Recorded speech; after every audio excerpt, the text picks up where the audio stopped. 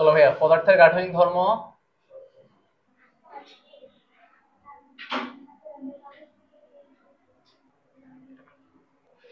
Lecture 1। চলো start করি। পদার্থের গাঠনিক ধর্ম লেকচার 1। আমাদের প্রথম টপিক হচ্ছে পদার্থের আন্তঃআণবিক বল। পদার্থের আন্তঃআণবিক বল এবং আন্তঃআণবিক দূরত্বের মধ্যে একটা গ্রাফ আমরা শিখব। আন্তঃআণবিক বল নিয়ে প্রত্যেকটা পদার্থ অণু দিয়ে গঠিত। ভাই আগে নাকি তোমরা পরে আঁকবা, হ্যাঁ? কিছু আঁকতে হবে না, কিছু লিখতে হবে না, আগে দেখো প্রত্যেকটা পদার্থ অণু দিয়ে গঠিত। তবে অণুগুলোর মধ্যে একটা সেপারেশন থাকে, হ্যাঁ? প্রত্যেকটা একটা থেকে একটা অণুর মধ্যে একটা ডিসটেন্স থাকে, দূরত্ব থাকে।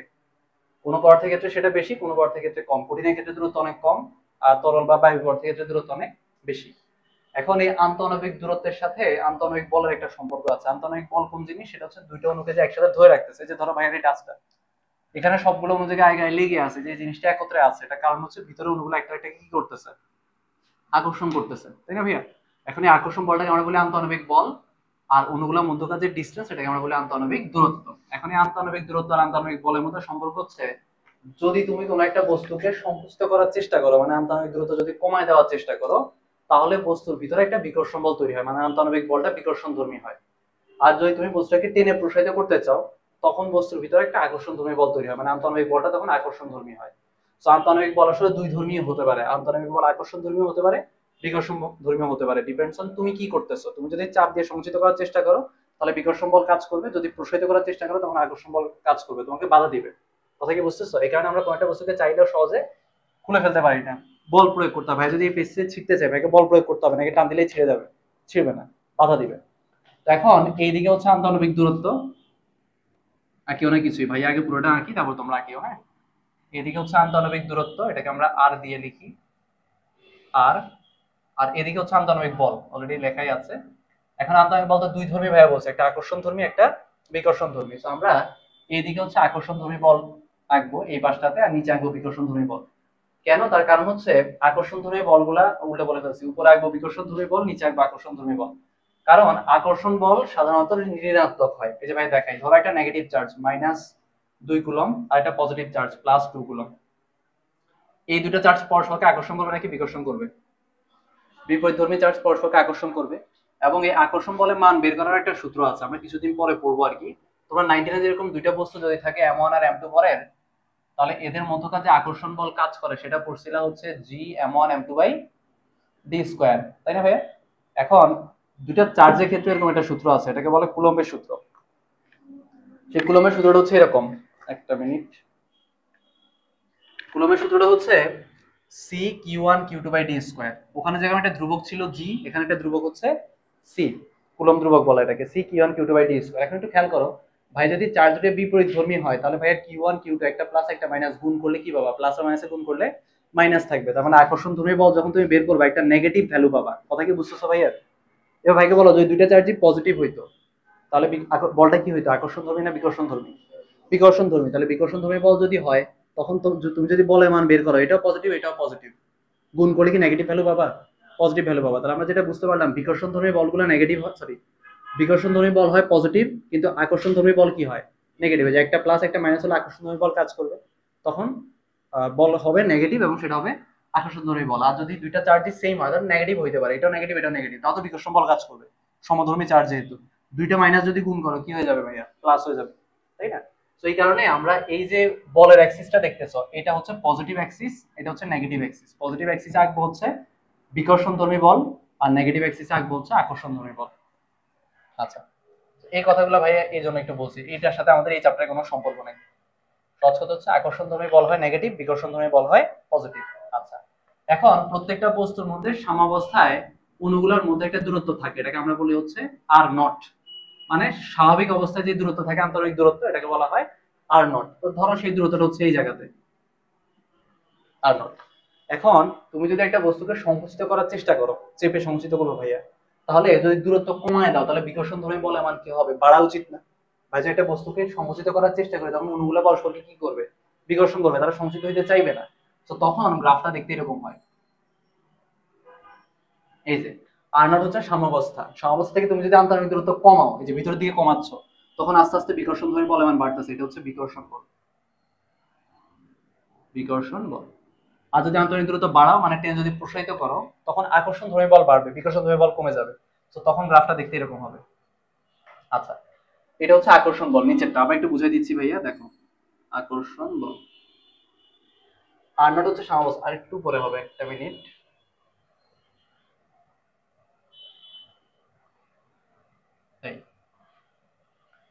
আর নট হচ্ছে সাম্যাবস্থা। সাম্যাবস্থা থেকে তুমি যদি আন্তরিক দূরত্ব কমাও, মানে বস্তুকে যদি সংকুচিত করার চেষ্টা করো, তখন বস্তুর ভিতরে অণুগুলোর মধ্যকার বিকর্ষণ বল বেড়ে যাবে। এই যে বিকর্ষণ বল বেড়ে যাচ্ছে এবং আকর্ষণ বল কমে যাবে। খেয়াল করছো? বস্তুগুলো এখন যে বলে নিজে থেকে আকর্ষণ করতেছে, ভাই যদি চেপে সংকুচিত করার চেষ্টা করি, তখন এদের মধ্যকার আকর্ষণ বল কি হবে? কমে যাবে, বিকর্ষণ বলটা বেড়ে যাবে। আর যদি সাম্যাবস্থা থেকে তুমি আন্তরিক দূরত্ব বাড়ানোর চেষ্টা করো, মানে বস্তুকে যদি টেনে প্রসারিত করার চেষ্টা করো, তখন আকর্ষণ বলটা বেড়ে যাবে, সে প্রসারিত হইতে দিবে না তোমাকে, তাই না? আকর্ষণ বল, অণুগুলোর মধ্যে আকর্ষণ বল বেড়ে যাবে এবং বিকর্ষণ বল কমে যাবে। এখন এই দুটো বলকে যদি তুমি যোগ করো, তাহলে তুমি মোট বল পাবা। এখন এই মোট বল যদি তুমি গ্রাফ আঁকে, যেটাকে যদি যোগ করো, তাহলে গ্রাফটা দেখতে এরকম হয়। এই দুটো বল যদি যোগ করো, দেখে যে ভাই দেখাই, এটা হচ্ছে সাম্যাবস্থা। সাম্যাবস্থায় বিকর্ষণ বল যতটুকু, আকর্ষণ বল ততটুকু, একটা পজিটিভ একটা নেগেটিভ, যোগ করলে কত পাবা? জিরো। দেখো তো ভাইয়ের এই ডাস্টার এখন সাম্যাবস্থায় নিজে নিজে কি সংকুচিত বা প্রসারিত হচ্ছে? কেন হচ্ছে না? কারণ আকর্ষণ বল আর বিকর্ষণ বল দুইটাই কি সমান। দুটো যদি সমান হয় তাহলে মোট বল হবে জিরো। এখন যদি সাম্যাবস্থা থেকে ভাইয়া দূরত্ব বাড়াই, না আগে দূরত্ব কমাই, ধরো সাম্যাবস্থায় দূরত্ব কমালাম, তখন এই আকর্ষণ আর বিকর্ষণ বলটা এতক্ষণ সমান ছিল, এখন বিকর্ষণ বলটা বেশি হবে, আকর্ষণ বলটা কি হবে? কম হবে। এখন বিকর্ষণ বল যদি বেশি হয়, আকর্ষণ বল যদি কম হয়, যোগ করলে বিকর্ষণ বলটা প্রিভেল করবে। বিকর্ষণ বলের মান যেহেতু বেশি, যোগ করলে ওটা বেশি থাকবে। তাহলে এই দেখো বিকর্ষণ বল আস্তে আস্তে বাড়তেছে, মোট বলের পরিমাণটা তখন বিকর্ষণ ধর্মী হবে। আর যদি তুমি সাম্যাবস্থা থেকে দূরত্ব বাড়াও, তখন আকর্ষণ বিকর্ষণ যোগ করলে দেখো বলটা নিচের অ্যাক্সিসের দিকে আসতেছে, মানে আকর্ষণ ধর্মী বল থাকতেছে। উপরে থাকলে বিকর্ষণ ধর্মী বল, নিচে থাকলে আকর্ষণ বল। বিকর্ষণ বল যেরকম সবসময় বাড়তেছিল, আকর্ষণ বল কিন্তু সবসময় বাড়ে না, একটা লেভেল পর্যন্ত বাড়ে, তারপর আর বাড়তেছে না। কেন? কারণ একটা বস্তু যদি ভাই টানা শুরু করি, একটা স্প্রিং ধরো, শুরুর দিকে টানলে দেখবা সে তোমাকে বাধা দিচ্ছে, কিন্তু টেনে যত একটা সময় যদি তুমি টেনে প্রসারিত করে ফেলো, লম্বা করে ফেলছো, ধরো টেনে সোজা করে ফেলছো, তখন কি সে তোমাকে আকর্ষণ বল দিবে? দিবে না। সেখানে আকর্ষণ বল একটা লিমিট আছে, আকর্ষণ বল বাড়তে বাড়তে একটা জায়গা পর্যন্ত বেড়ে এরপরে আর বাড়বে না, কারণ তুমি বস্তুকে বেশি টেনে ফেলছো। কথা বলছো? একটা স্প্রিংকে টেনে যদি ভাবে প্রসারিত করে ফেলে, একেবারে টেনে লম্বা করে ফেলছি, তাহলে কি সে আর তোমাকে সঞ্চিত হইতে দিবে? মানে আকর্ষণ করে কি আর সঞ্চিত হবে? হবে না। তাহলে সাম্যাবস্থা থেকে যত দূরত্ব কমাবা, যত সঞ্চিত করবা, তত বিকর্ষণ বল বেশি হবে। আর সাম্যাবস্থা থেকে যত দূরত্ব বাড়াবা, তত আকর্ষণ বল বেশি হবে, তবে সেটা একটা লিমিট আছে, একটা জায়গায় গিয়ে সে আর বাড়বে না, এরপর আবার কমা শুরু করবে, কারণ তুমি বেশি টেনে ফেলছো। কথা বুঝছো? চলো তাহলে এই গ্রাফটা একটু এঁকে ফেলি। আর নট হচ্ছে সাম্যাবস্থা। সাম্যাবস্থায় মোট বল হবে জিরো। সংযোজিত করলে বিকর্ষণ বলটা প্রিভেল করবে, বিকর্ষণ বলটা অস্তিত্ব থাকবে। আর যদি তুমি প্রসারিত করি, তাহলে আকর্ষণ বলে অস্তিত্ব থাকবে, বিকর্ষণ বল কাজ করে। হ্যাঁ, তত সংযোজিত হবে তত বিকর্ষণ বল বেশি কাজ করে। এখানে তো গ্যাসকে আমরা যদি আয়তন কমাই দিই, তাহলে চাপ বেড়ে যায়, বিকর্ষণ। তো একটু লিখে রাখি ভাইয়া। আর নটটা হচ্ছে সাম্যাবস্থা, মানে সাম্যাবস্থায় যতটুকু আন্তরিক দূরত্ব থাকে, সাম্যাবস্থায় আন্তঃনবিক দূরত্ব। আচ্ছা, এই চ্যাপ্টারটা শুরু করার সময় ভাই একটু বলে নিতাম চ্যাপ্টারটা আসলে কেমন। এই চ্যাপ্টারটা আসলে দুইটা পার্টে ভাগ করা, পদার্থের রাসায়নিক ধর্ম যেটা তোমাদের সিলেবাসে আছে, সেটা হচ্ছে পুরো চ্যাপ্টারের অর্ধেক, তবে সহজ অর্ধেক। এই চ্যাপ্টারের দুইটা পার্ট, একটা হচ্ছে স্থিতিস্থাপকতা নিয়ে যেটা আমরা পড়বো, আর একটা পার্ট হচ্ছে প্রবাহী নিয়ে। তো প্রবাহী ওই পার্টটা আমাদের এখন সিলেবাসে নাই, সো আমরা প্রথম অর্ধেক পড়বো। এই অর্ধেক সহজ, বেশি কঠিন না, সব টাইপের ম্যাথ ভাই কভার করে দিব ইনশাল্লাহ। আর আমাদের আজকের লেকচারে একদম সহজ জিনিসপত্র আমরা পড়বো, বাংলা কথা পড়বো, যেগুলো তোমরা অলরেডি জানো। যেমন আমাদের পরের টপিক, এটা তো শেষ আশা করি সবার, পদার্থের তিন অবস্থা। আমরা সবাই জানি পদার্থের অবস্থা বেসিক্যালি তিনটা। তিনটা অবস্থা হচ্ছে কঠিন, তরল এবং বায়বীয়। এগুলো নিয়ে আর বলার কিছু নাই, সবাই জানো সবকিছু। তো তার কারণে ভাই হচ্ছে এখানে পয়েন্টগুলো একটু লিখে দিছি, এগুলো তোমাদের দিকে লেখাই নেই, একটু পড়ে শুনে ভাই তোমাদেরকে। কঠিনের ক্ষেত্রে হচ্ছে অণুগুলোর আন্তঃনবিক দূরত্ব সবচেয়ে কম, নো সারপ্রাইজ, এবং আন্তঃনবিক বল হচ্ছে প্রবল। আন্তঃনবিক বল সবচেয়ে বেশি কাজ করে যখন কঠিন থাকে, আন্তঃনবিক দূরত্ব সবচেয়ে কম হয়। অণুগুলো এদের গড় অবস্থানকে ঘিরে স্পন্দিত হয়ে থাকে। এটা মানে হচ্ছে প্রত্যেকটা বস্তুর ভিতরে অণুগুলো, যেমন ধরো ভাইয়ের এই বক্স, এটার ভিতরে প্রত্যেকটা অণু জায়গায় দাঁড়ায় কাঁপতেছে। কেন কাঁপতেছে? কারণ আমাদের এই টেম্পারেচারের মধ্যে একটা থার্মাল এনার্জি আছে, তাপীয় শক্তি। পরম শূন্য তাপমাত্রায় থাকলে কেবল কোনো একটা অণুর শক্তি শূন্য হইতে পারে। এছাড়া অন্য যে কোনো তাপমাত্রা যদি তুমি কোনো একটা অণু রাখো তার মধ্যে একটা এনার্জি আছে, তাপ শক্তি। এই তাপ শক্তির কারণে সে সাম্যাবস্থাকে কেন্দ্র করে দুই পাশে স্পন্দিত হচ্ছে। যেমন সহজ গতি পড়ছিলাম, প্রত্যেকটা কণা তার জায়গায় দাঁড়ায় প্রত্যেকটা অণু স্পন্দিত হচ্ছে। 3 নম্বরে হচ্ছে অণুগুলো দৃঢ় সুদৃঢ় বিন্যাসে সজ্জিত থাকে এবং আকার সুনির্দিষ্ট। যেহেতু কঠিন, অণুগুলো জায়গা অদল বদল করতে পারে না, যেখানে আছে ওখানেই থাকতে হবে, এই কারণে শেপ ফিক্সড। যদি তরল হয় তাহলে আন্তরিক দূরত্ব কিছুটা বাড়ে, আন্তরিক বল কিছুটা কমে যায়, যে কারণে অণুগুলা ফ্রিলি নড়াচড়া করতে, মানে অণুগুলোকে চাইলে তুমি যে পাত্রে রাখবে ওই পাত্রের শেপ সে ধারণ করবে, তাই না, কারণ অণুগুলো ফ্লেক্সিবল। অণুগুলো 2 নম্বর হচ্ছে অণুগুলো মুক্তভাবে তরলে সর্বত্র ঘুরে বেড়াতে পারে। 3 নম্বর হচ্ছে যে পাত্রে রাখা তার আকার ধারণ করে, এগুলো পারো তোমরা সবাই। 3 নম্বর হচ্ছে গ্যাসিয়াস অবস্থা বা বায়বীয়। অণুগুলো আন্তরিক দূরত্ব সবচেয়ে বেশি থাকে এই অবস্থায়। আমরা আদর্শ গ্যাস পড়ে আসছি, একটা অণু একটা অণু থেকে অনেক দূরে থাকে এবং আন্তরিক বল একেবারেই নগণ্য, প্রায় নাই বললেই চলে, খুব কম। অণুগুলো ইতস্তত বিক্ষিপ্ত হইতে থাকে। অণুগুলা ওই যে আমরা পড়ছিলাম নার্সারি বাচ্চার মতো এদিক ওদিক ছোটাছুটি করে। অণুগুলো কোনো নির্দিষ্ট বিন্যাসে থাকে না, মানে কোনো ফিক্সড প্যাটার্ন নাই ভাইয়ার। এই ক্ষেত্রে যেরকম একটা অণু একটা জায়গায় ফিক্সড, গ্যাসের পাত্রের ক্ষেত্রে কোন অণু কোথায় থাকবে সেটা সময়ের সাথে সাথে চেঞ্জ হয়ে যায়। অণুগুলো পরস্পরের সাথে এবং পাত্রের দেয়ালের সাথে স্থিতিস্থাপক সংঘর্ষে লিপ্ত হয়। মানে হচ্ছে অণুগুলো যেহেতু ক্রমাগত মুভ করতেছে এদিক ওদিক, এরা একজন একজনের সাথে ধাক্কা খায়, পাত্রের দেয়ালের সাথে ধাক্কা খায়, তবে সংঘর্ষগুলো হয় স্থিতিস্থাপক। স্থিতিস্থাপক সংঘর্ষ মানে কি বলো? সংঘর্ষের আগে এবং পরে মোট গতিশক্তি কি থাকে? সমান। চলো এবার আমরা পদার্থের বন্ধনে চলে যাই, কেমিস্ট্রি। তোমরা পড়ছো এগুলো এখনো? বন্ধন পড়ো নাই? ওই যে হাইব্রিডাইজেশন, এই সেই সমযোজী বন্ধন, সংকরায়ন ছিল, এখনো পড়ছো? পড়ছো। ওকে, চলো পদার্থের বন্ধন। আজকে আমরা একদম বেসিক জিনিসপত্র পড়বো, এখানে কোনো ঝামেলা নেই। কেমিস্ট্রির মতো ব্যতিক্রম ব্যতিক্রম বলে মানে ভেজাল করবো না। 1 নম্বর হচ্ছে আয়নিক বন্ধন। হ্যাঁ, আন্তঃআণবিক বল আকর্ষণ বিকর্ষণ দুই ধর্মীয় হয়, যে আমরা একটু আগে দেখলাম। আন্তঃআণবিক সরি, প্রথম হচ্ছে আয়নিক বন্ধন। আয়নিক বন্ড কাদের মধ্যে হয়? সাধারণত বলতে হবে যে ধাতু আর অধাতু, তাই না? সবসময় ধাতু অধাতুর মধ্যে যে আয়নিক বন্ধন হবে এমন কোনো কথা নাই। ধাতু অধাতুর মধ্যে সমযোজী বন্ধনও হয়, ঠিক আছে? যেমন অ্যালুমিনিয়াম ক্লোরাইড দেখে মনে হবে আয়নিক, কিন্তু আসলে আয়নিক না, সমযোজী। তো সাধারণত ধাতু এবং অধাতুর মধ্যে হয়। একটা উদাহরণ দিই ভাইয়া, যেমন ধরো সোডিয়াম এবং ক্লোরিন। সোডিয়ামের সর্ববহিঃস্থ স্তরে সোডিয়ামের ইলেকট্রন বিন্যাস তো জানো, 2 8 তারপরে কত 1। তার মানে তার সবচেয়ে বাইরের স্তরে একটা ইলেকট্রন আছে। এখন চিন্তা করো, ধরো একটা মান, এটা হচ্ছে সোডিয়ামের বাপ মা, মাঝখানে 11টা প্রোটন, তাদের টোটাল 11টা বাচ্চা আছে। এই হচ্ছে 2টা, এখানে হচ্ছে 8টা। এখন কারো যদি অলরেডি 10টা বাচ্চা থাকে, কথার কথা 1 2 3 4 5 6, জায়গায় নেই দেখছো, 7 8, কারো যদি অলরেডি 10টা বাচ্চা থাকে, 11 নাম্বার বাচ্চার উপরে তার আকর্ষণ থাকে, মানে ধরো 11 নাম্বার বাচ্চা এটা কি করলো জীবনে, দেখা যাবে এই 10টার মধ্যেই উকিল, ম্যাজিস্ট্রেট, ডাক্তার, ইঞ্জিনিয়ার সব আছে, তাই না? ওই লোকেরা বুড়ো হয়ে গেছে, এখন তাদেরকে আর এই 11 নাম্বার বাচ্চার উপরে খুব বেশি মানে কন্ট্রোল করার কোনো ইচ্ছা আছে? নাই। তো তখন দেখা যায় বাপ মা এর উপরে খুব একটা টানাটানি নেই, যে তো যা খুশি কর। এখন সোডিয়ামের সর্বস্তর ইলেকট্রনটা হচ্ছে সেরকম, তার তার যেহেতু আকর্ষণ, নিউক্লিয়াসের প্রতি আকর্ষণ অনেক কম, সে হচ্ছে চাইলেই ইলেকট্রনটা ত্যাগ করে দিতে পারে। এখন যদি একটা ইলেকট্রন ত্যাগ করে দেয়, তাতে তার সুবিধা যেটা হয় সেটা হচ্ছে তার এই অরবিটালটা তখন আর থাকে না, তাই না? ইলেকট্রন এই অরবিটাল আসবে কোত্থেকে? তখন এই অরবিটালটা তো পুরোপুরি সুন্দরভাবে পূর্ণ, তাই না? তার ভালো লাগে যে আমি একটা কমপ্লিট মানুষ। তো এখন তাহলে সোডিয়াম যদি একটা ইলেকট্রন ত্যাগ করে, তাহলে সোডিয়াম হয়ে যাবে সোডিয়াম প্লাস, কারণ একটা ইলেকট্রন ত্যাগ করে দিলে তার ইলেকট্রন একটা কমে গেছে, কিন্তু নিউক্লিয়াসে তো প্রোটন থেকে গেছে 11টাই, সো একটা প্রোটন বেশি থেকে গেছে। এখন ক্লোরিন আবার অবস্থা হচ্ছে উল্টা।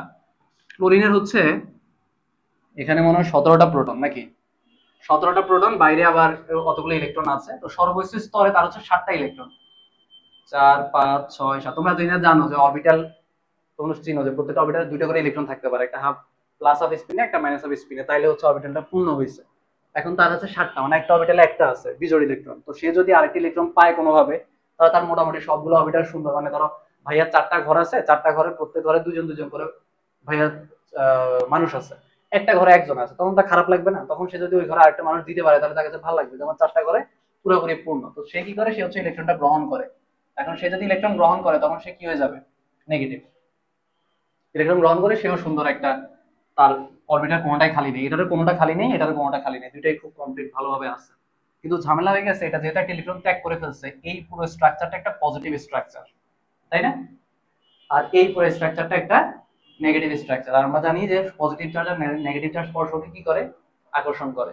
তাহলে পজিটিভ নেগেটিভ চার্জ যদি পরস্পরকে আকর্ষণ করে, তখনই আমরা এই বন্ধনটাকে বলি হচ্ছে আয়নিক বন্ধন। তাহলে সোডিয়াম প্লাস আর ক্লোরিন মাইনাস যোগ করে দিলে আমরা লিখি হচ্ছে সোডিয়াম ক্লোরাইড হয়ে যাবে, তাই না?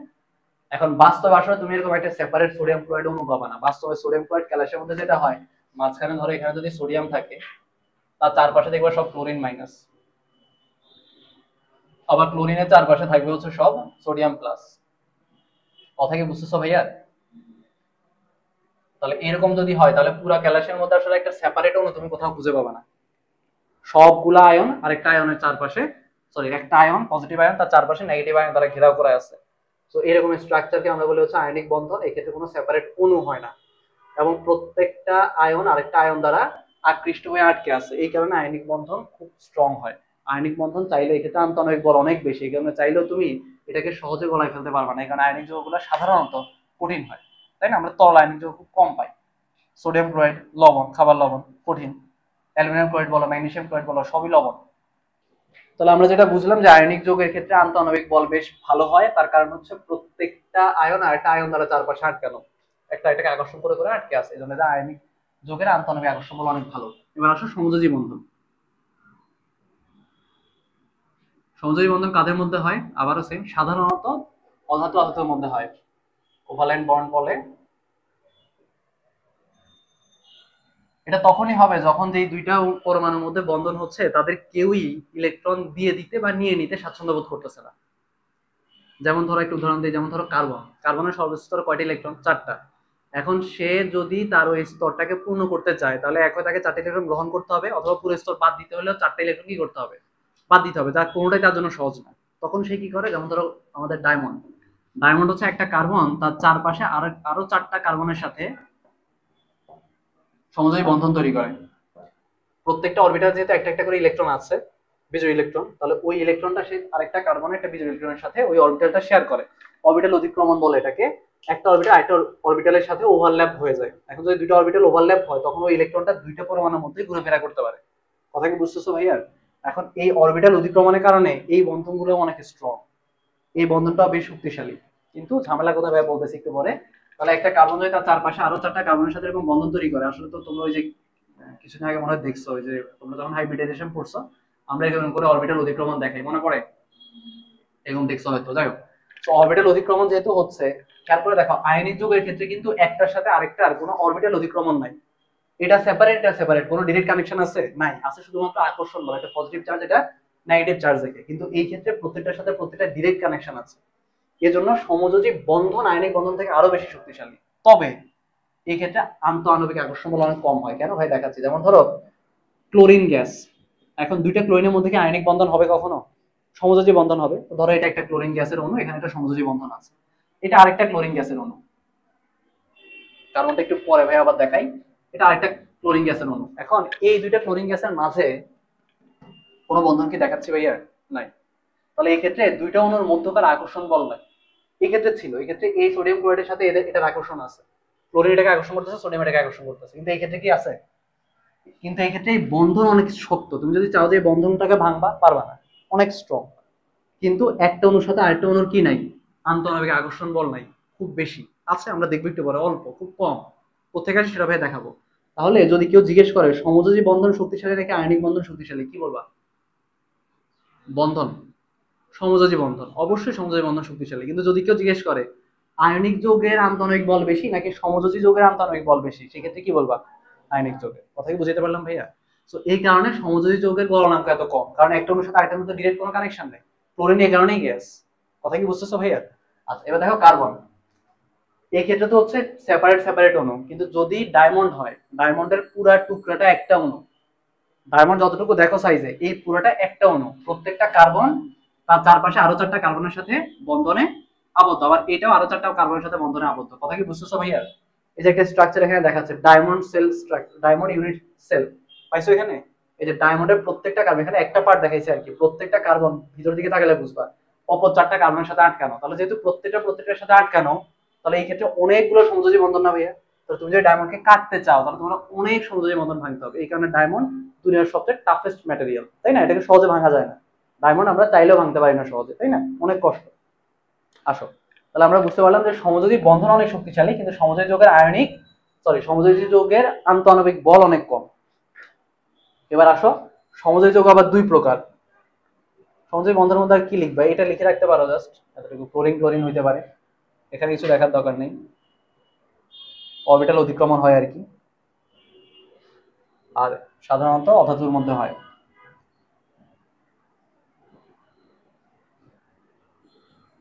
নট নেসেসারি যে সবসময় ধাতুর মধ্যেই হবে, ধাতু ধাতুর মধ্যেও হতে পারে।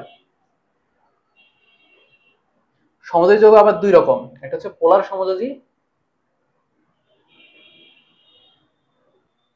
তোমরা কি তড়িৎ ঋণাত্মকতা এগুলো পড়ছো এখনো ভাইয়া? হ্যাঁ পড়ছো, তড়িৎ ঋণাত্মকতা পড়ছো সবাই। তড়িৎ ঋণাত্মকতা হচ্ছে বন্ধনে সমযোজী যৌগের ক্ষেত্রে তো হচ্ছে অরবিটাল অতিক্রমণ হচ্ছে, অরবিটাল অতিক্রমণ হলে ওই অরবিটালের মধ্যে কিছু ইলেকট্রন শেয়ার করা হয়েছে।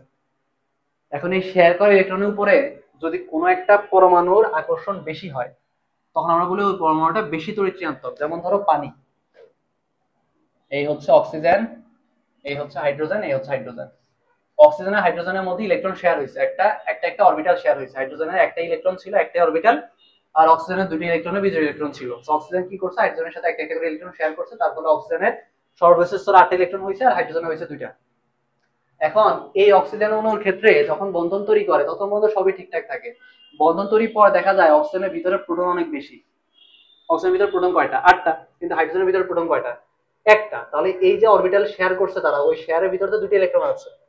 যেহেতু এখানে পজিটিভ চার্জ বেশি, তাহলে এই ইলেকট্রন গুলাকে সে পজিটিভ চার্জ তার দিকে টান দিবে না। আর এখানে যেহেতু নিউক্লিয়াসে পজিটিভ চার্জ বেশি, এইখান থেকে হচ্ছে ইলেকট্রন তার দিকে টান দিবে। তাহলে শেয়ার করা ইলেকট্রন অক্সিজেন যদি নিজের দিকে বেশি নিয়ে যায়, তখন অক্সিজেনটা কিছুটা বেশি ঋণাত্মক হয়ে যাবে। সাধারণত অক্সিজেন যদি পুরো ইলেকট্রন নিয়ে যায় আমরা ও মাইনাস লিখি, তাই না? যদি দুটি ইলেকট্রন নিয়ে যায় ও টু মাইনাস লিখি, লিখি না? কিন্তু এখানে পুরো ইলেকট্রন নিয়ে যায় না, কি করছে, শেয়ার করে ইলেকট্রনটাকে নিজের দিকে কিছুটা নিয়ে আসছে। অরবিটাল শেয়ার করে ইলেকট্রন থাকার কথা ছিল মাঝখানে, অক্সিজেন কি করছে, টেনে তার কাছে নিয়ে আসছে। তাহলে এই হয়ে যাবে কিছুটা নেগেটিভ, আর হাইড্রোজেন গুলো হয়ে যাবে কিছুটা কি ভাইয়া, পজিটিভ।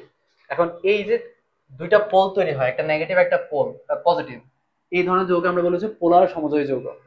কখন তৈরি হবে, যখন যাদের মধ্যে সমযোজী বন্ধন হচ্ছে তাদের মধ্যে যদি তড়িৎ ঋণাত্মকতার পার্থক্য থাকে। এর তড়িৎ ঋণাত্মকতা বেশি, এজন্য সে ইলেকট্রন নিয়ে গেছে। এর তড়িৎ ঋণাত্মকতা কম, সে ইলেকট্রন ধরে রাখতে পারে না।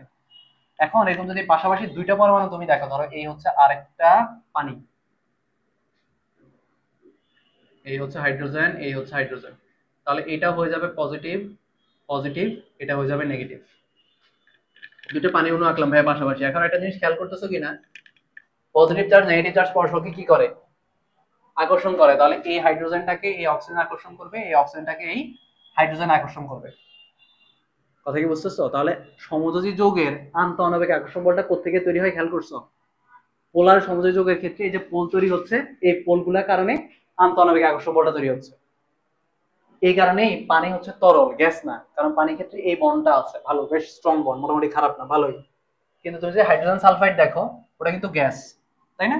কেন গ্যাস? কারণ হাইড্রোজেন সালফাইডের ক্ষেত্রে এই বন্ধনটা এত স্ট্রং না। কারণ সালফারের তৈরি ঋণাত্মকতা অক্সিজেনের মতো এত বেশি না। কথা কি বুঝাইতে পারলাম ভাইয়া? আচ্ছা, তাহলে আমরা এটা বুঝতে পারলাম যে সমযোজী যৌগের ক্ষেত্রে আন্তঃআণবিক আকর্ষণ বল তৈরি হয় যদি পোলার সমযোজী যৌগ হয়। তাহলে পোল তৈরি হয়, আর ওই পোলগুলো পরস্পরের মধ্যে যে আকর্ষণ বল কাজ করে, এটাই হচ্ছে আন্তঃআণবিক আকর্ষণ বল হিসেবে কাজ করে।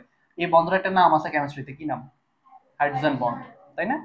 আচ্ছা, এবার ধরো হাইড্রোজেন ক্লোরাইড, তার ক্ষেত্রেও সেম, HCl বা হাইড্রোজেন ফ্লোরাইড। এই একটা হাইড্রোজেন, একটা ফ্লোরিন। ফ্লোরিনের তড়িৎ ঋণাত্মকতা বেশি, সে নেগেটিভ হয়ে যাবে, এই হবে পজিটিভ। আর একটা হাইড্রোজেন ফ্লোরাইড যদি থাকে আশেপাশে, ধরো এই আরেকটা হাইড্রোজেন ফ্লোরাইড, তাহলে এটা হয়ে যাবে পজিটিভ, এটা হয়ে যাবে নেগেটিভ। তাহলে এই পজিটিভ চার্জ নেগেটিভ চার্জ পরস্পর আকর্ষণ করবে। তাহলে প্রত্যেকটা এখানে যতগুলো পরমাণু থাকবে প্রত্যেককে আকর্ষণ করবে এই পোলার সমযোজী বন্ধনের কারণে। কথা বুঝছি? আচ্ছা, তাহলে আসো সমযোজী যৌগের নিচে এগুলো একটু লিখে ফেলি আমরা। এরপরে আমরা পড়বো অপোলার সমযোজী যৌগ।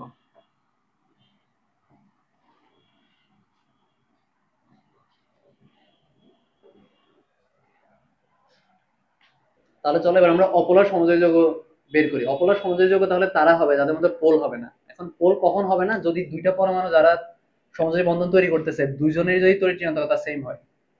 কেউ কারো থেকে কি টানতে পারবে ইলেকট্রন?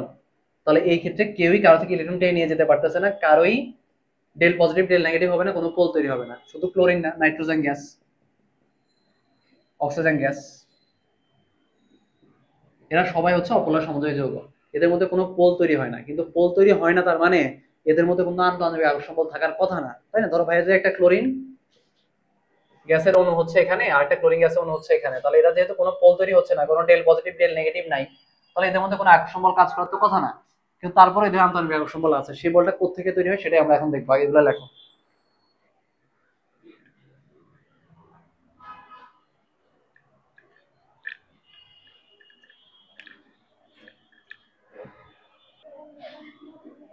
চলো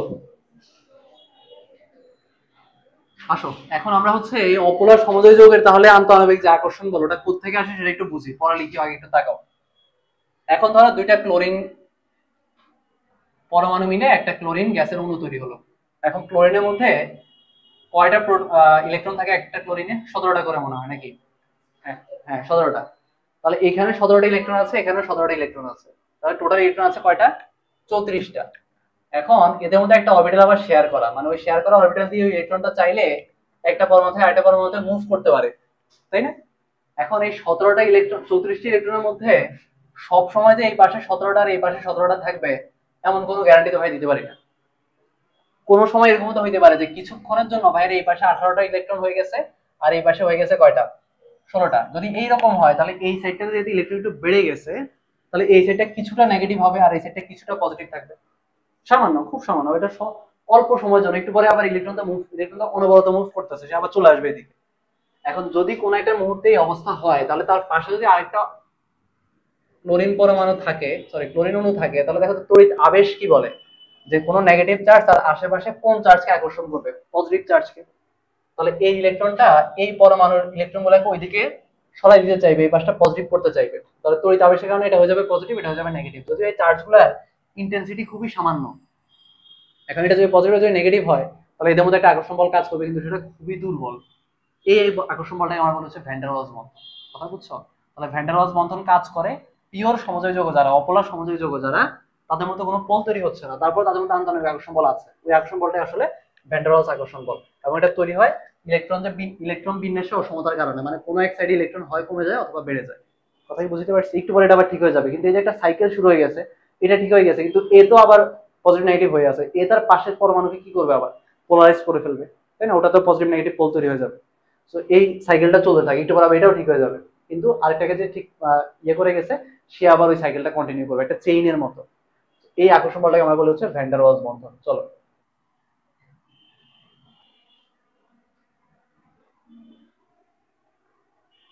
এটা ক্লোরিন গ্যাসের অণু, এটাও একটা ক্লোরিন গ্যাসের অণু। আরেকটা উদাহরণ ভাই দেখাবো, এটা বাম পাশে লেখো, এই পাশে ভাই আরেকটা দেখাচ্ছি উদাহরণ।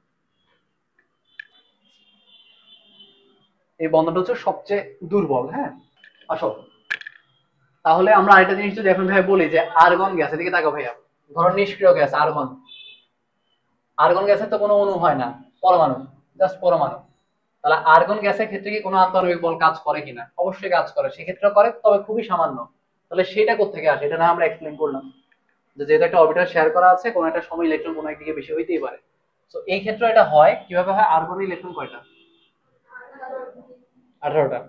তো 18টি ইলেকট্রন যদি হয় ভাই, যদি ধরো এটাকে একদম মাঝখান দিয়ে ভাগ করলাম, দুই ভাগ, বরাবর সমান দুই ভাগে ভাগ করলাম, এখন একটা পসিবিলিটি এরকম আছে যে পুরা মাঝখান দিয়ে দুই ভাগ করলেও তুমি এই পাশে 9টি ইলেকট্রন, এই পাশে 9টি ইলেকট্রন নাও পাইতে পারো। হয়তো এই পাশে তুমি 10টা ইলেকট্রন পাচ্ছ কোনো একটা সময়, এই পাশে 8টা ইলেকট্রন পাচ্ছ, কারণ ইলেকট্রন তো অনবরত মুভ করতেছে। তো যদি কোনো এক সময় এমন হয় যে এক পাশে ইলেকট্রন একটু বেশি এক পাশে একটু কম, তাহলে ওই পাশটা কিছুটা নেগেটিভ হবে, এই পাশটা কিছুটা পজিটিভ হবে।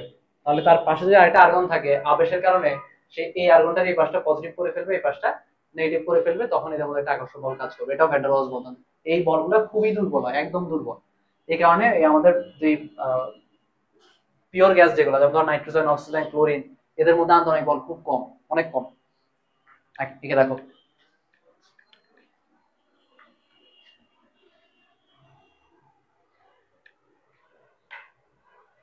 তাহলে ভাই যদি র্যাঙ্ক করতে দেই যে কোন আকর্ষণ বল সবচেয়ে স্ট্রং, তাহলে সবার উপরে থাকবে সমযোজী, তারপরে থাকবে আয়নিক, তারপরে থাকবে হচ্ছে হাইড্রোজেন বন্ধন, যে আমরা দেখলাম হাইড্রোজেন অক্সিজেন এদের মধ্যে, তারপরে থাকবে ভ্যান ডার ওয়ালস বন্ধন সবচেয়ে দুর্বল। এটা একটা নাম আছে লন্ডন বল, খুব সম্ভবত না, বিস্তরণ বল।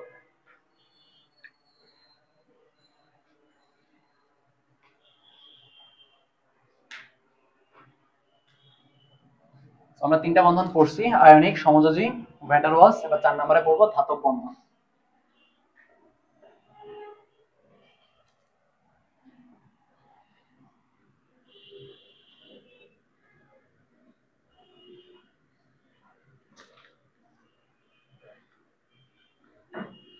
চলো, আমাদের লাস্ট বন্ধন মেটালিক বন্ড বা ধাতব বন্ধন, এটা কোত্থেকে আসে, কিভাবে হয় সেটা একটু দেখি। ধরো একটা ধাতুর টুকরা, লোহার টুকরা ধরো, শুধু লোহার পরমাণুই থাকে। একটা অ্যালুমিনিয়ামের টুকরা, শুধু অ্যালুমিনিয়াম পরমাণুই থাকে। তো তারপরে দেখবা টান দিলে ছিটতেছে না, ভিতরে কিন্তু কোনো আয়নিক বন্ধন নাই, সমযোজী বন্ধন নাই, কারণ ধাতুর সাথে ধাতুর আবার কিসে বন্ধন হবে, তাই তো? তাহলে এই বন্ধন কোত্থেকে তৈরি হয়? ধাতু যে নিজেরা নিজেদের সাথে আটকে থাকতেছে, কোন বন্ড দিয়ে আটকে থাকতেছে, চলো আমরা একটু বুঝি। ধরো এটা একটা ধাতুর টুকরা, সোডিয়ামের টুকরা ধরো, বা আচ্ছা ধরো সোডিয়ামের টুকরাই। এখন সোডিয়াম পরমাণুর সর্বশেষ স্তর আমরা একটু আগে দেখে আসছি।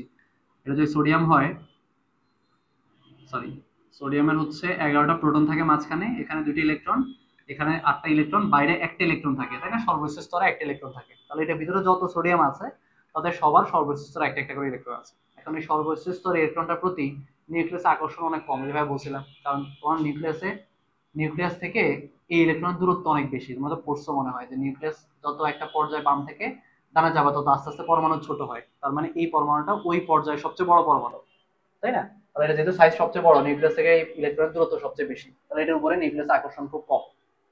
তাহলে আকর্ষণ যদি কম হয় তখন এই ইলেকট্রনটা চাইলেই এই পরমাণু থেকে বের হয়ে মুক্তভাবে ঘুরেফেরা করতে পারে। এখানে আছে ইলেকট্রন, এগুলো আছে সবগুলাই, এখানে সবই আছে। এই ইলেকট্রনটা ফ্রি হয়ে গেছে, তাহলে একটা ইলেকট্রন যদি ফ্রি হয়ে যায় তাহলে ওই সোডিয়াম পরমাণুটা দেখো তো পজিটিভ হয়ে গেছে কিনা, তাই না? ইলেকট্রনটা যেহেতু ফ্রি হয়ে গেছে, কিন্তু ফ্রি হয়ে সে কোথাও চলে যায় নাই, সে কিন্তু ক্যালাসের মধ্যেই আছে, ঘুরেফেরা করতেছে এদিক ওদিক। বাপ মায়ের 11টা পোলাপান থাকলে 10টা পর্যন্ত ভালো হয়, 11 নাম্বারটা কি করে, সে হচ্ছে এলাকার মধ্যে ঘুরে ঘুরে বিড়ি সিগারেট খায়, তাই না? চা খায়, বিড়ি সিগারেট খায়। তো এই হচ্ছে তার 11 নম্বর বাচ্চার মতো।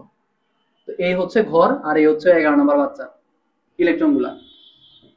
তাহলে ধাতুর টুকরার মধ্যে যত পরমাণু আছে, বেশিরভাগ বেশিরভাগ না, অনেকগুলো পরমাণুরই দেখা যায় ইলেকট্রন গুলা বের হয়ে পুরো ক্যালাসের মধ্যে ঘুরেফেরা করতেছে। তবে সেগুলো ভিতরে ঘুরেফেরা করে না, সবসময় বাইরে ঘুরেফেরা করে। কেন? কারণ সমধর্মী চার্জ পরস্পরকে বিকর্ষণ করে, ইলেকট্রন গুলো সমধর্মী চার্জ, তারা যদি ভিতরে যাইতে চায় তখনই বিকর্ষণ করে তাদেরকে পৃষ্ঠে পাঠিয়ে দেয়, বাইরে পাঠিয়ে দেয়। কথা বুঝছো? আচ্ছা, এখন একটু খেয়াল করো, আমরা এভাবে চিন্তা করি, এটা হচ্ছে ভাইয়ার সোডিয়ামের টুকরাটা, যার প্রত্যেকটা পরমাণু একটা ইলেকট্রন হারায় পজিটিভ হয়ে গেছে, আর ইলেকট্রন গুলা বাইরে ঘুরেফেরা করতেছে। একটা কাপড় হইলে ভালো হইতো, কাপড় না, এটাকে কাপড় বানাই। এটা হচ্ছে ইলেকট্রন গুলা, তার মানে বাইরে থেকে এটাকে এরকম পেঁচায় ধরে রাখছে। কথা কি বুঝতেছো ভাই? আর ইলেকট্রন চাদরের মতো, কারণ ইলেকট্রন তো ভিতরে থাকে না, ইলেকট্রন সব বাইরে থাকে। এখন পজিটিভ চার্জ আর এগুলো হচ্ছে ইলেকট্রন, তাহলে এই চাদরটা যদি পজিটিভ ইলেকট্রন হয় আর ভিতরেটা যদি পজিটিভ চার্জ হয়, তাহলে এই চাদর কি এই রাস্তা থেকে উঠতে যাইবে? উঠতে যাইবে না। তো এই চাদরটা ভাইয়ার এই ধাতুর যে ক্যালাসটা বা যে স্ট্রাকচারটা, এটাকে একেবারে পেঁচায় চারপাশ থেকে আটকায় রাখছে। যদি আটকায় রাখে ভাই, টানলে কেটে ছিঁড়ে যাবে? ছিঁড়বে না। তো এই হচ্ছে ধাতব বন্ধন। কথা বুঝতে পারছি? তো এই ইলেকট্রনগুলো যদিও পরমাণু থেকে আলাদা হয়ে যায়, কিন্তু এগুলো আসলে ক্যালাস ছেড়ে কোথাও যায় না। কই যাবে? যেমন ধরো এলাকা তোমার 11 নম্বর বাচ্চা, সে যদি এলাকায় ঘুরেফেরা করে, দুপুরবেলায় খিদে লাগলে কই আসবে? বাসায় আসবে। সে চাইলে কিন্তু তার গ্রাম ছেড়ে চলে যেতে পারবে না, কারণ তার একটা টান আছে। তো এই হচ্ছে ভাইয়ার ওই ইলেকট্রনের চাদর, তারা হচ্ছে পরমাণুটাকে চারপাশে ঘিরে রাখছে। ভিতরে সবগুলো পজিটিভ, বাইরে এগুলো হচ্ছে ইলেকট্রন। তাহলে যদি ভিতরে পজিটিভ চার্জ সবগুলোকে ভাই চারপাশ থেকে ঘিরে রাখি, তখন এটাকে চাইলে আমরা টানলে কি করতে পারবো না? ছিঁড়তে পারবো না। এই কারণে ধাতু অনেক বেশি তড়িৎ পরিবাহী হয়, কারণ বাইরে তো সব ইলেকট্রন। এই পাশ থেকে তুমি যদি কারেন্টের লাইন দাও, একটা ইলেকট্রন এখান দিয়ে ঢুকলে এখানে একটা ইলেকট্রন বের হয়ে যাবে। অনেক বেশি তাপ পরিবাহী হয়, কারণ ইলেকট্রন খুব দ্রুত তাপ সঞ্চালন করতে পারে। চাইলে যে কোনো শেপ দেওয়া যায়, কারণ এটা যেহেতু চাদরের মতো, বা এটাকে যে কোনো শেপ দিতে পারবো, চাদরটা তাকে সেই শেল্টারটা দিবে, প্রোটেকশনটা দিবে। কথা বুঝতে পারছি? এই হচ্ছে ধাতব বন্ধন। তাহলে চিত্র কেমনে আঁকবা? এই এমনি আঁকো, এটা লিখে রাখি। ইলেকট্রন গুলো, না মুক্ত ইলেকট্রন গুলো, ধাতুর মুক্ত ইলেকট্রন গুলো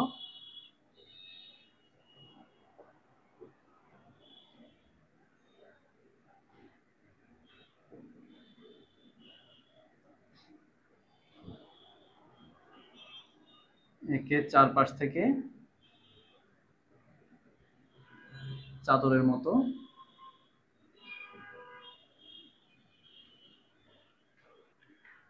ঘিরে রাখে।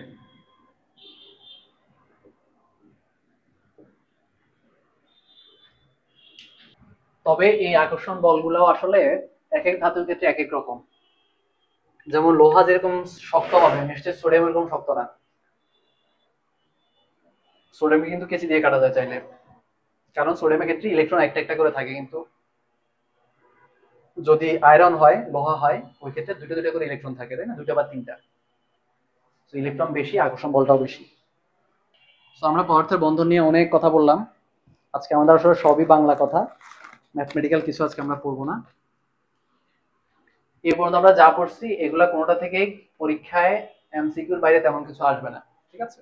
ইভেন সংজ্ঞা আসবে না, এমসিকিউ পর্যন্ত আসতে পারে, তাও খুব কমই আসে। তো এগুলো ছিল চ্যাপ্টারের ইন্ট্রো। আসলে আমাদের চ্যাপ্টারের পর থেকে শুরু হবে। চলো,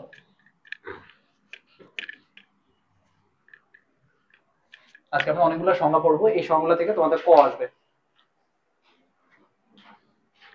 স্থিতিস্থাপকতা, ইলাস্টিসিটি।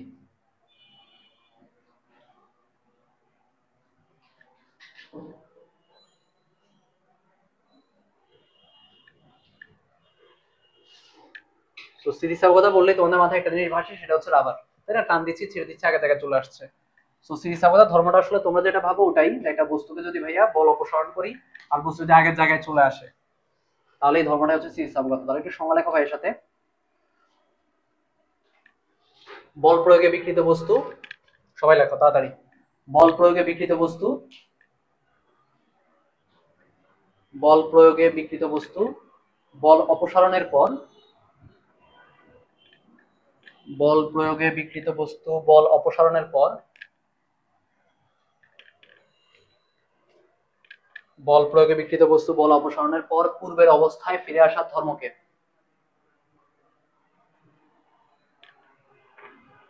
বল অপসারণের পর পূর্বের অবস্থায় ফিরে আসার ধর্মকে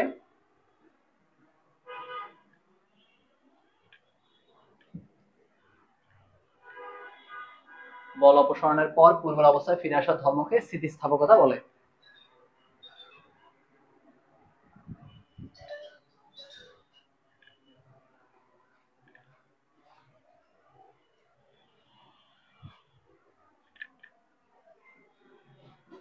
এখন শুধুমাত্র যে রাবারই স্থিতিস্থাপকতা দেখা ব্যাপারটা এমন না, প্রত্যেকটা বস্তুই স্থিতিস্থাপকতা দেখা। যেমন ধর ভাইয়ের হাতের এই পেপার, এই হচ্ছে পেপার সোজা, ভাইয়া বল প্রয়োগ করে এটাকে এভাবে বিকৃত করছি, যদি ছেড়ে দেই আবার আগে জায়গায় চলে আসছে, আসছে না? তো প্রত্যেকটা বস্তুর মধ্যে স্থিতিস্থাপকতা ধর্ম আছে, কারো কম কারো বেশি। এখন যদি বস্তুকে ছেড়ে দেওয়ার পর বস্তু পুরোপুরি আগের জায়গায় চলে আসে, তখন আমরা এটাকে বলি পূর্ণ স্থিতিস্থাপক বস্তু।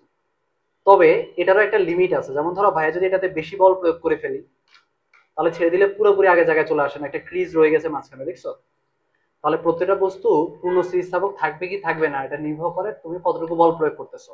এই বলটাকে বলে স্থিতিস্থাপক সীমা। তো আমরা নেক্সট এই দুইটা সংজ্ঞা লিখবো। চলো, প্রথম হচ্ছে পূর্ণ স্থিতিস্থাপক বস্তু। লেখো, বল অপসারণের পর, পূর্ণ স্থিতিস্থাপক বস্তুর সংজ্ঞায় লেখো বল অপসারণের পর। আবার একটু লিখি, প্রথমে আমরা লিখলাম হচ্ছে স্থিতিস্থাপকতার সংজ্ঞা, এটা লিখে ফেলছি আমরা অলরেডি। এবার আমরা লিখতেছি হচ্ছে পূর্ণ স্থিতিস্থাপক বস্তুর সংজ্ঞা। পূর্ণ স্থিতিস্থাপক বস্তু, বল অপসারণের পর বিকৃত বস্তু যদি, বল অপসারণের পর বিকৃত বস্তু যদি ঠিক আগের আকার ও আয়তন লাভ করে, ঠিক আগের আকার ও আয়তন লাভ করে, বল অপসারণের পর বিকৃত বস্তু যদি ঠিক আগের আকার ও আয়তন লাভ করে,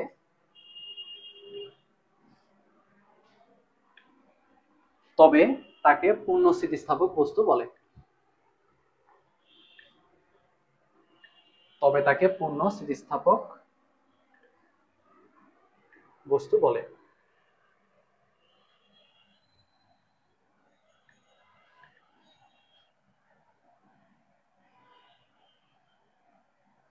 ওকে, এবার হচ্ছে স্থিতিস্থাপক সীমা। ওই যে ভাইয়া বললাম প্রত্যেকটা বস্তুর পূর্ণ স্থিতিস্থাপক থাকবে একটা নির্দিষ্ট বল পর্যন্ত। যদি বল বেশি প্রয়োগ করে ফেলো তাহলে বস্তু আর পূর্ণ স্থিতিস্থাপক থাকবে না, তার মধ্যে একটা স্থায়ী বিকৃতি থেকে যাবে। যেমন ভাই বেশি বল প্রয়োগ করে ফেলছি, একটা স্থায়ী বিকৃতি থেকে গেছে তার মধ্যে। একটু লেখো ভাইয়ের সাথে স্থিতিস্থাপক সীমার সংজ্ঞা।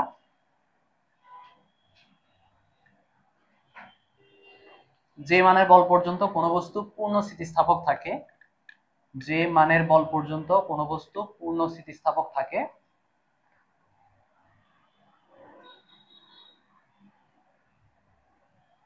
যে মানের বল পর্যন্ত কোনো বস্তু পূর্ণ স্থিতিস্থাপক থাকে, অর্থাৎ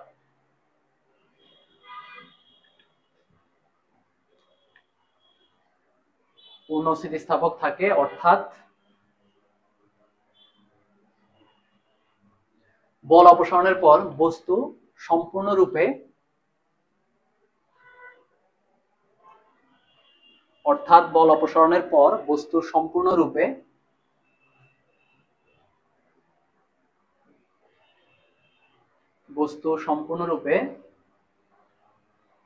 আগের অবস্থায় ফিরে যায়। বস্তু সম্পূর্ণরূপে আগের অবস্থায় ফিরে যায়।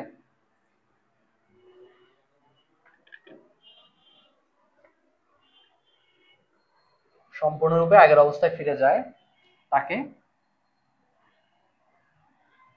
স্থিতিস্থাপক সীমা বলে।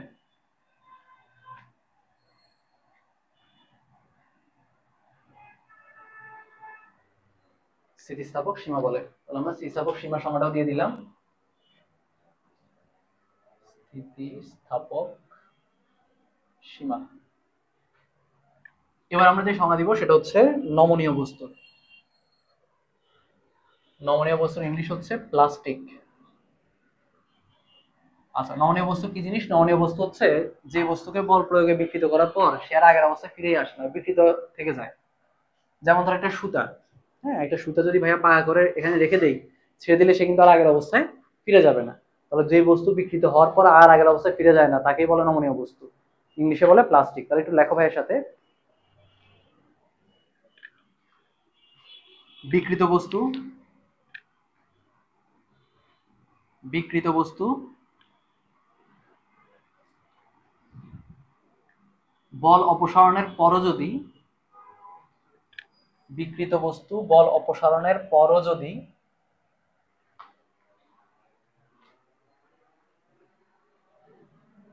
বিকৃত অবস্থা পুরোপুরি বজায় রাখে, বল অপসারণের পরও যদি বিকৃত অবস্থা পুরোপুরি বজায় রাখে,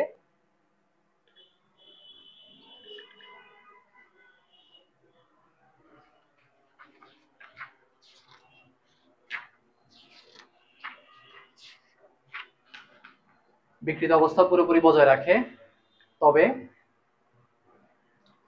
তাকে নমনীয় বস্তু বলে।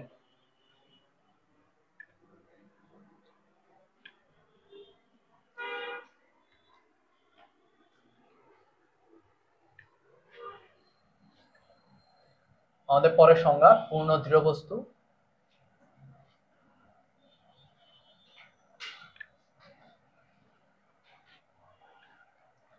পূর্ণ দৃঢ় বস্তু হচ্ছে যে বস্তুকে তুমি বল প্রয়োগে বিকৃত করতে পারবে না। যেমন ধরো কাঁচ, কাঁচা এটা আসলে পুরোপুরি পূর্ণ দৃঢ় বস্তু কেউ হয় না, বাট কাছাকাছি হইতে পারে। যেমন কাঁচ, যে একটা কাঁচের টুকরা নেই, দিক থেকে বল প্রয়োগ করে সে কিন্তু বিকৃত হবে না, হয়তো একসময় ভেঙে যেতে পারে, বাট সে বিকৃত হইতে চাইবে না। অথবা একটা শুষ্ক কাঠের টুকরা ধরো, হ্যাঁ, একটা কাঠের টুকরা যদি তুমি নাও, বল যদি প্রয়োগ করো চারপাশ থেকে, দেখা যাবে সে বিকৃত হচ্ছে না, সে ভেঙে যাইতে পারে, টুকরা টুকরা হয়ে গেছে হয়তো, কিন্তু সে বাঁকা হয় নাই, বিকৃত হয় নাই। তো আমরা পূর্ণ দৃঢ় বস্তুর সময় একটু লিখি চলো। যে কোনো পরিমাণ বল প্রয়োগে যদি বস্তুর বিকৃতি না ঘটে, যে কোনো পরিমাণ বল প্রয়োগে যদি, যে কোনো পরিমাণ বল প্রয়োগে যদি বস্তুর বিকৃতি না ঘটে, যে কোনো পরিমাণ বল প্রয়োগে যদি বস্তুর বিকৃতি না ঘটে,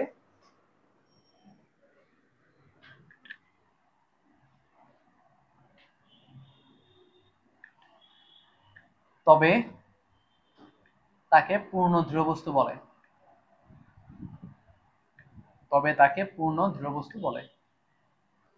যেমন কাঁচ, কাঠ ইত্যাদি, এগুলো কিন্তু 100% পূর্ণ দৃঢ় বস্তু না। কি ওই কাঠকে চাইলেই বাঁকানো যায়, বাট কাছাকাছি উদাহরণ আর কি, যেমন কাঁচ, কাঠ ইত্যাদি।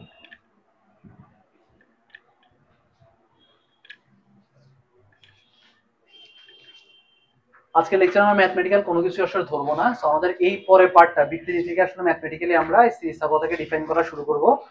সো পরের পার্টটা আমরা নেক্সট ক্লাসে স্টার্ট করব। আজকে আমাদের এই পর্যন্তই।